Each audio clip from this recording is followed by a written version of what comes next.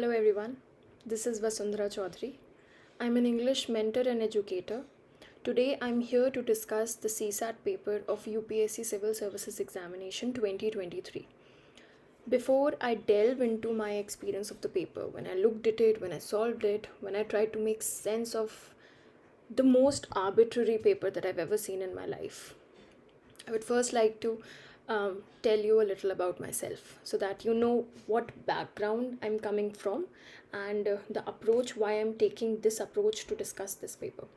So, I've taught students for various government exams where English is a huge component, and I've mentored students for these exams. I've taught at the college level, at the university level, at the school level.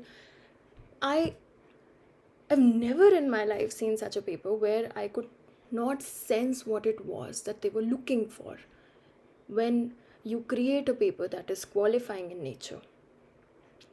I've done my bachelor's in English, I've done my master's in English, I'm doing my PhD in English. I've cleared the UGC NET exam with the JRF distinction twice. And even after all of that background in such heavy English, when I look at the paper of 2023, I'm astounded that what CSAT used to stand for, it's completely lost now. It used to be a qualifying paper when it was introduced. Still is. But I think somewhere down the line they've lost the meaning of what qualifying is, why you need that. You're actually giving a level playing field to all the students who are appearing, to the people who are appearing from all walks of life. You're giving them this opportunity to, try their best at things they are good at, they might have a background in. So you have the English component in the CSAT paper, you have the logical reasoning component, and then you have the mathematical component.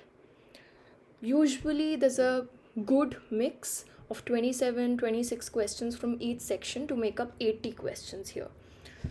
Now, along with that, you used to have a good also mix of easy questions, moderate, and difficult questions from these three sections. So the idea was you need to be good in two subjects and you could be bad in one, because within those 2 hours, very few people with good accuracy, I don't know how many actually are able to do all 80. So a good number would be 60, 65 for really sharp students. Others, it will be around 50, which is a safe number to attempt. And that was easy with picking the easy to moderate questions from all of those sections. So even students who were not good in math could then pick up sections from English and logical reasoning and vice versa.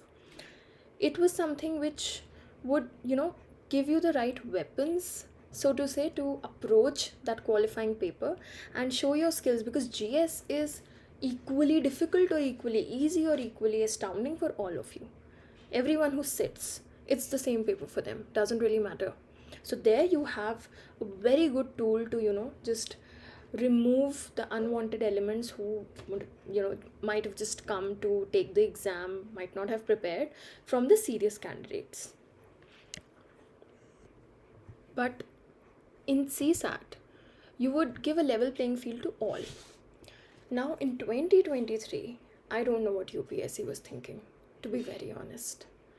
What they've done is that they've given this weapon to qualify the exam to those who were not just good in maths, they were exceptionally great in maths. And they've taken that from students from the non-mathematical background. So people who were good in English, decently good, people who were good in logical reasoning, which anyone can with a good deal of practice, they've taken that away from you.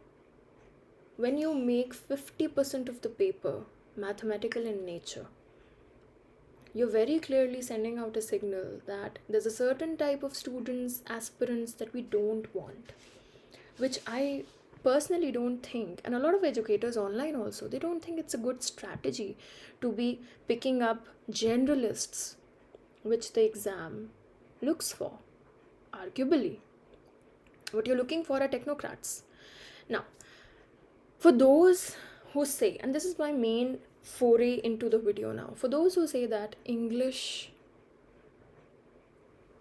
is reliable in this paper and that you can move ahead with English, you can rely on it, let me tell you, There's a huge difference between English and maths, specifically in an objective paper. One subject, which is mathematics, it's objective in nature, it's not subjective. English, on the other hand, is anything but objective. Now, in an MCQ, then, what happens is, leave alone just the knowledge, whether you're good in English, whether you're good in mathematics, leave that alone. If you just look at how MCQs function, you need to have that one correct answer, right? In maths, if you know the concepts, you get that answer. Even if you don't get that answer, even if you miss some step here or there, anyone could show you the right steps and without any doubt show you how they reached the correct answer. You can't refute that. However, when it comes to English and MCQs, and specifically reading and comprehension, they're absolutely subjective in nature. And what we call the two options dilemma, this is what occurs. So in English, what most students find, specifically in CSAT, seeing the level, how it's risen, and how arbitrary some passages in the reading and comprehension can be, after 15 to 20 questions from the RCs, the reading and comprehensions, you cannot say which one is the correct answer. And even if that is also if you have a very good English, then, and if you know how to solve reading and comprehension, after 15 to 20 questions maximum, you can't say that. And the last authority on that is UPSC. So if you take C and the answer UPSC gives is D, which is after more than 1 year, you can't do anything about it. And it's absolutely subjective. And over the years, we've witnessed as educators that sometimes in reading and comprehension answers that UPSC gives, there's no logic why that was the answer and the other option was not. And even when you see videos online of educators discussing the CSAT paper and the reading and comprehension section, you see them strategically leaving so many reading and comprehension answers or not being able to give the right answer, leaving the explanation of why they thought this is the right one, because they don't know how they reached that exactly. And this is for that 6 to 7 to 8 questions bracket that I'm talking about. Now, having that strong foundation, then being able to do those 15 to 20 questions within that stressful environment, and then not being able to rely on these 6 to 8 questions at all, the student in the CSAT paper approaches the other two sections. And in 2023 paper, they realize the logical and reasoning section is absolutely missing. Then they look at the maths one, which they have to attempt. Because how do you, after attempting 20 questions, how do you reach even that 40 question? How do you get those plus 20 questions to make sure that maybe you're able to clear the exam?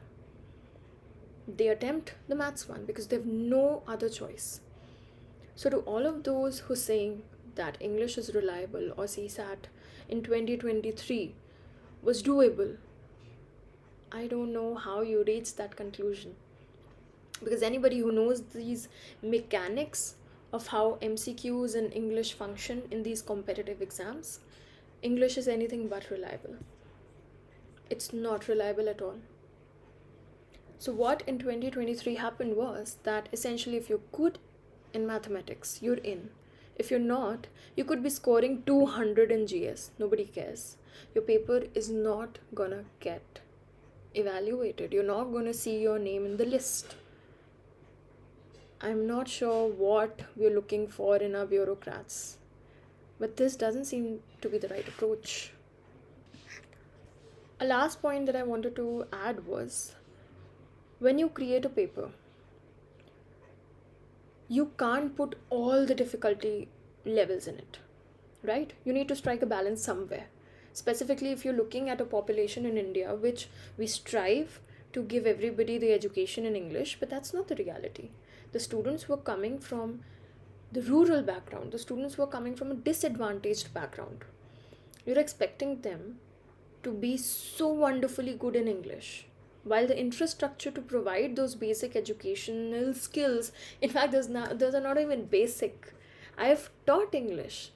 Unless and until you don't have the right tools, you don't have the right resources, there's a huge difference in reading a statement in English and solving English in government exams. Students don't have access to that, and then you give this level of paper. How is that justified? And on top of that, the entire CSAT paper was visually torturous. Everything was so crammed in. It was as if we were looking for people with an IQ of, I don't know, one that beats Einstein's. The paper was visually torturous. Where was the space to see here the first question ends, here the second begins? And yet again, you can't really do anything about it. But for so many who had this as their last attempt, it's been ruined for them. No amount of petitions, cries, or even help would help these people, because it's done. What we can do from our end is to be a little sensitive to those aspirants who gave this paper. That's the least that we can do. Correction, who took this paper? We don't give the paper, we take the paper. But that's the least that we can do.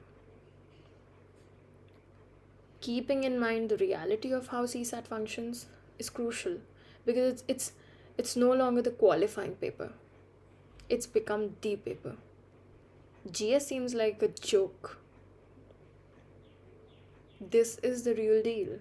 So I think now everybody must go to the maths coachings, because if you're taking out logical reasoning, and you're not really relying on English, because you can't after a level, not to reach those number of questions, you'll just have to run to a maths coaching and get it.